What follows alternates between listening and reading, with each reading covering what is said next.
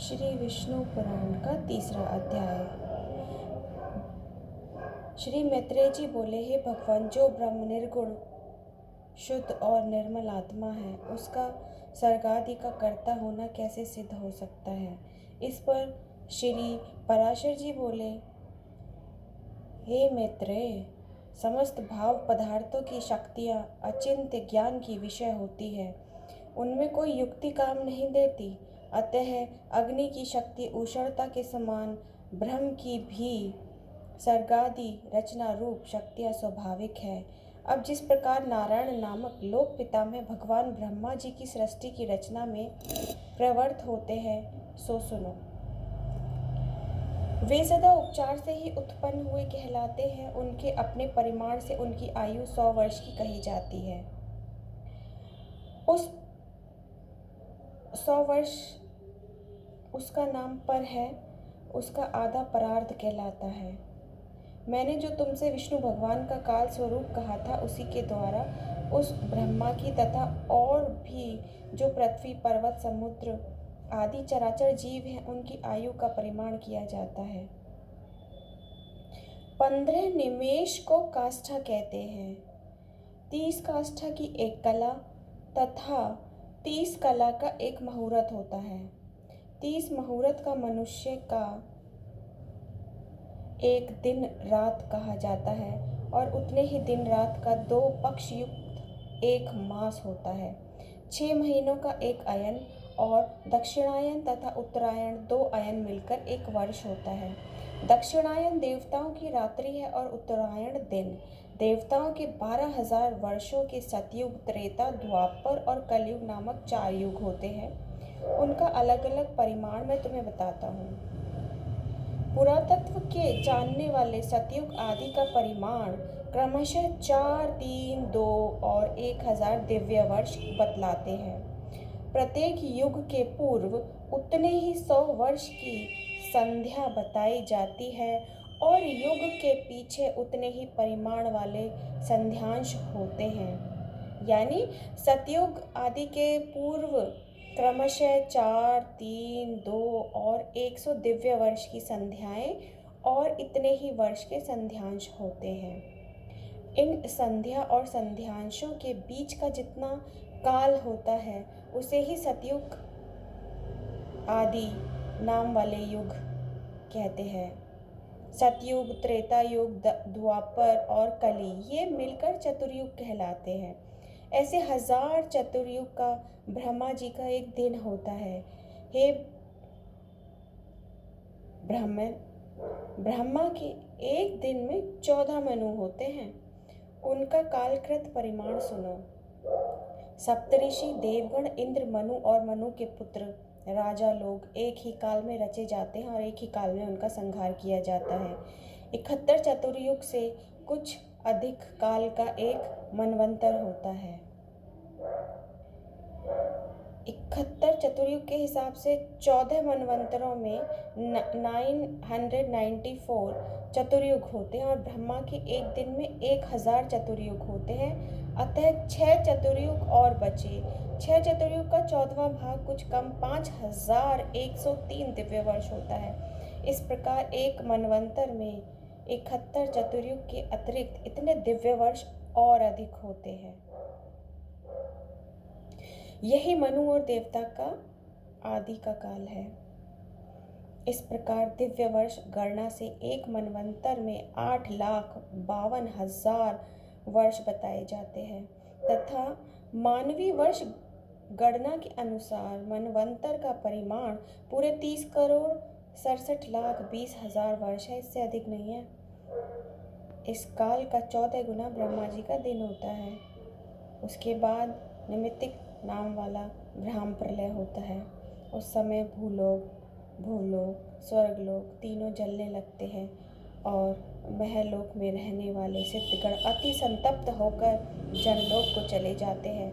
इस प्रकार त्रिलोकी के जल में हो जाने पर जनलोकवासी योगियों द्वारा ध्यान किए जाते हुए नारायण रूप कमल योनि ब्रह्मा जी त्रिलोकी के ग्रास से तृप्त होकर दिन के बराबर ही परिमाण वाली उस रात्रि में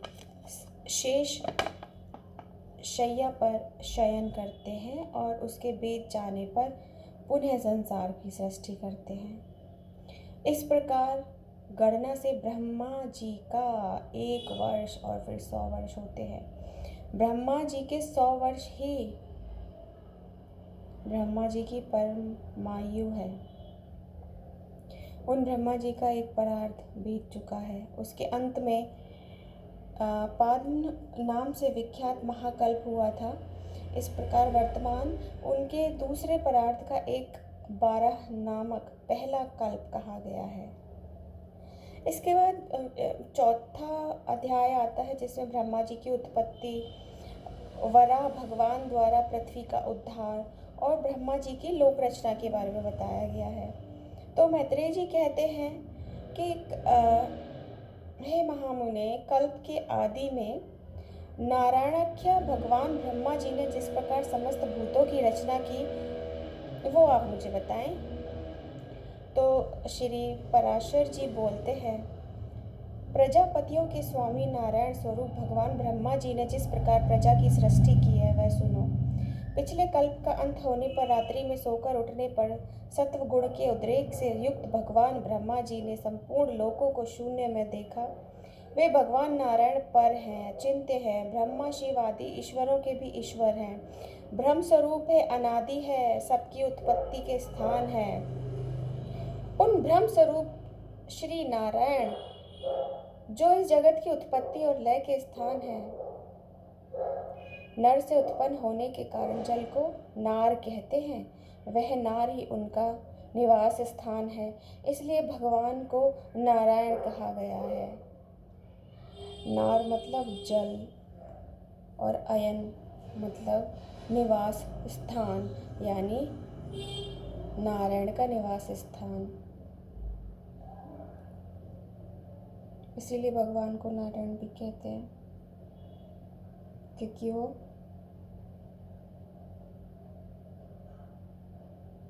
जल में निवास करते हैं। संपूर्ण जगत जल में हो रहा था, इसलिए प्रजापति ब्रह्मा जी ने अनुमान से पृथ्वी को जल के भीतर जान उसे बाहर निकालने की इच्छा से एक दूसरा शरीर धारण किया। उन्होंने पूर्व कल्पों के आदि में जैसे मत्स्य, कूर्म आदि रूप धारण किए थे, वैसे ही इस 12 कल्प के आरंभ में बराह शरीर ग्रहण किया और संपूर्ण जगत की स्थिति में तत्पर हो सबके अंतरात्मा और अविचल रूप वे परमात्मा प्रजापति ब्रह्मा जी जो पृथ्वी को धारण करने वाले और अपने ही आश्रय से स्थित है, जन लोक स्थित सनकादिक सिद्धेश्वरों से स्तुति किए जाते हुए जल में प्रविष्ट हुए। तब उन्हें पाताल लोक में आए देखकर देवी वसुंधरा भक्ति भाव से विनम्र होकर उनकी स्तुति करने लगी। पृथ्वी बोली, हे शंख चक्र गदा पद्म धारण करने वाले कमल नयन भगवान, आपको नमस्कार है। आज आप इस पाताल तल से मेरा उद्धार कीजिए। पूर्व काल में मैं आपसे ही उत्पन्न हुई थी। हे जनार्दन, पहले भी आपने ही मेरा उद्धार किया था। हे प्रभो, मेरे और आकाश आदि अन्य सब भूतों के भी आप ही उपादान कारण हैं। हे परमात्मा स्वरूप, आपको नमस्कार है, आपको नमस्कार है। हे कारण, हे व्यक्त यानी कार्य रूप, आपको नमस्कार है। हे काल स्वरूप, आपको बारंबार नमस्कार है। जगत की सृष्टि आदि के लिए ब्रह्मा विष्णु और रुद्र रूप धारण करने वाले आप ही संपूर्ण भूतों की उत्पत्ति, पालन और नाश करने वाले हैं। और जगत के जलमय हो जाने पर हे गोविंद, सबको भक्षण कर अंत में आप ही मुनि जनों द्वारा चिंतित होते हुए जल में शयन करते हैं। हे प्रभु, आपका जो परम तत्व है उसे तो कोई नहीं जानता, अतः आपका जो रूप अवतारों में प्रकट होता है उसी की देवगण पूजा करते हैं। आप पर ब्रह्म की ही आराधना करके मुमुक्षु जन मुक्त होते हैं। भला वासुदेव की आराधना किए बिना कौन मोक्ष प्राप्त कर सकता है। मन से जो कुछ संकल्प किया जाता है, आँखों आदि इंद्रियों से जो कुछ ग्रहण करने योग्य है, बुद्धि द्वारा जो कुछ विचारणीय है, वह सब आपका ही रूप है। हे प्रभु, मैं आपका ही रूप हूँ, आपकी आश्रित हूँ, आप ही के द्वारा रची गई हूँ, आप ही की शरण में हूँ, इसलिए लोक में मुझे माधवी भी कहते हैं।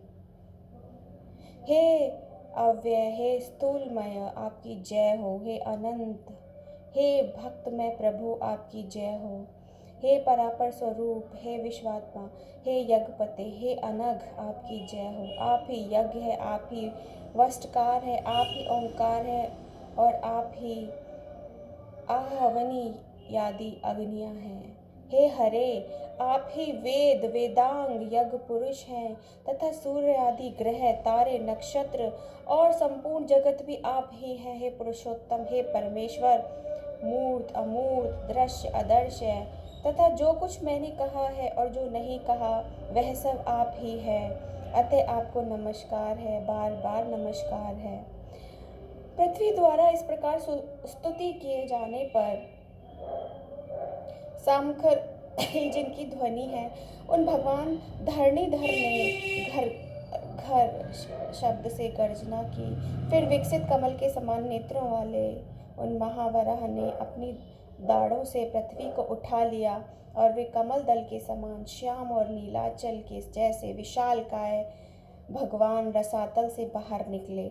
निकलते समय उनके मुख की सांसों से उछलते हुए जल ने जनलोक में रहने वाले महातेजस्वी और निष्पाप सनंदनादि मुनीश्वरों को भिगो दिया। जल बड़ा शब्द करता हुआ उनके खुरों से विदीर्ण हुए रसातल में नीचे की ओर जाने लगा और जनलोक में रहने वाले सिद्धगण उनके श्वास वायु से विक्षिप्त होकर इधर उधर भागने लगे। जिनकी कुक्षी जल में भीगी हुई है, वे महावराह जिस समय अपने वेदमय शरीर को कपाते हुए पृथ्वी को लेकर बाहर निकले, उस समय उनकी रोमावली में स्थित मुनि जन स्तुति करने लगे। उन निशंक उन्नत दृष्टि वाले धराधर भगवान की जनलोक में रहने वाले सनंदनादि योगीश्वरों ने प्रसन्न चित्त से अति नम्रता पूर्वक सिर झुकाकर इस प्रकार स्तुति की। हे ब्रह्मादि ईश्वरों के भी परम ईश्वर, हे केशव, हे शंख गदाधर, हे खड्ग चक्रधारी प्रभु, आपकी जय हो। आप ही संसार की उत्पत्ति स्थिति नाश के कारण है और आप ही ईश्वर हैं और जिसे परम पद कहते हैं वह भी आपसे अतिरिक्त और कुछ नहीं है। हे युप रूपी दाढ़ों वाले प्रभु, आप ही यज्ञ पुरुष हैं। आपके चरणों में चारों वेद हैं, दांतों में यज्ञ है, मुख में चितियाँ हैं, हुताशन यानी यज्ञाग्नि आपकी अजीब है तथा कुशाएं रोमावली है। रात और दिन आपके नेत्र हैं तथा सबका आधारभूत परम ब्रह्म आपका सिर है। वैष्णव आदि समस्त सूक्त आपके स्कंद के रोम गुच्छ हैं और समग्र हवि आपके प्राण हैं। हे प्रभु, आपका साम स्वर धीर गंभीर शब्द है। श्रुक आपका तुंड है, यजमान ग्रह शरीर है तथा सत्र शरीर की संध्या है। हे देव, ईस्ट और पूर्त धर्म आपके कान हैं। हे नित्य स्वरूप भगवान, प्रसन्न होइए। हे अक्षर, हे विश्वमूर्ते, अपने पाद प्रहार से भूमंडल को व्याप्त करने वाले आपको हम विश्व के आदि कारण समझते हैं। आप संपूर्ण चराचर जगत के परमेश्वर और नाथ हैं। आप प्रसन्न होइए। हे नाथ, आपकी दाढ़ों पर रखा हुआ है संपूर्ण भूमंडल ऐसा प्रतीत होता है मानो कमल वन को रोदते हुए गजराज के दांतों से कोई कीचड़ में सना हुआ कमल का पत्ता लगा हो। हे अनुपम प्रभावशाली प्रभु, पृथ्वी और आकाश के बीच में जितना अंतर है वह आपके शरीर से ही व्यापक है। हे विश्व को व्यापक करने में समर्थ तेज युक्त प्रभु, आप विश्व का कल्याण कीजिए। हे परमार्थ, हे जगतपते, एकमात्र आप ही हैं, आपके अतिरिक्त और कोई भी नहीं है। यह आपकी ही माया है जिससे ये संपूर्ण चराचर जगत व्यापक है। यह जो कुछ भी मूर्तिमान जगत दिखाई देता है ज्ञान स्वरूप आपका ही रूप है। अजितेंद्रिय लोग भ्रम से इसे जगत रूप देखते हैं। इस संपूर्ण ज्ञान स्वरूप जगत को बुद्धिहीन लोग अर्थ रूप देखते हैं। अतः वे निरंतर मोह माया संसार सागर में भटका करते हैं। हे परमेश्वर, जो लोग शुद्ध चित्त और विज्ञान वेता है, वे संपूर्ण संसार को आपका ज्ञानात्मक स्वरूप ही देखते हैं।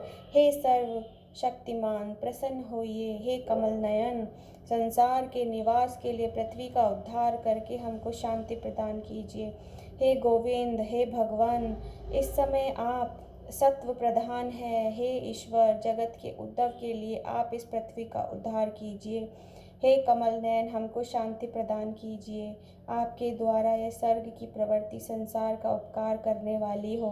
हे कमल नयन, आपको नमस्कार है। हम आपको शांति, अब आप हमको शांति प्रदान कीजिए। इसके बाद पाराशर जी कहते हैं, इस प्रकार स्तुति किए जाने पर पृथ्वी को धारण करने वाले परमात्मा बराह जी ने उसे शीघ्र ही उठाकर अपार जल के ऊपर स्थापित कर दिया। उस जल समूह के ऊपर वह एक बहुत बड़ी नौका के जैसे स्थित है और बहुत विस्तृत आकार होने के कारण उसमें डूबती नहीं है। फिर उन अनादि परमेश्वर ने पृथ्वी को समतल कर उस पर जहाँ तहाँ पर्वतों को विभाग करके स्थापित किया। सत्य संकल्प भगवान ने अपने अमोघ प्रभाव से पूर्व कल के अंत में दग्ध हुए समस्त पर्वतों को पृथ्वी तल पर यथास्थान रच दिया। उसके बाद उन्होंने सप्तद्वीपादि क्रम से पृथ्वी का यथा योग्य विभाग कर भूलोक आदि चारों लोक की पूर्ववत कल्पना कर दी। फिर उस भगवान हरि ने रजोगण से युक्त हो चतुर्मुखधारी ब्रह्मा रूप धारण कर सृष्टि की रचना की। सृष्टि की रचना में भगवान तो केवल निमित्त मात्र ही हैं, क्योंकि उसकी प्रधान कारण तो सृज पदार्थों की शक्तियाँ ही हैं। हे तपस्वियों में श्रेष्ठ मैत्रेय, वस्तुओं की रचना में निमित्त मात्र को छोड़कर और किसी बात की आवश्यकता भी नहीं है, क्योंकि वस्तु तो अपनी ही परिमाण शक्ति से स्थूल रूपता को प्राप्त हो जाती है। ये था तीसरा और चौथा अध्याय। अगली बार पांचवा और छठा अध्याय। अच्छा।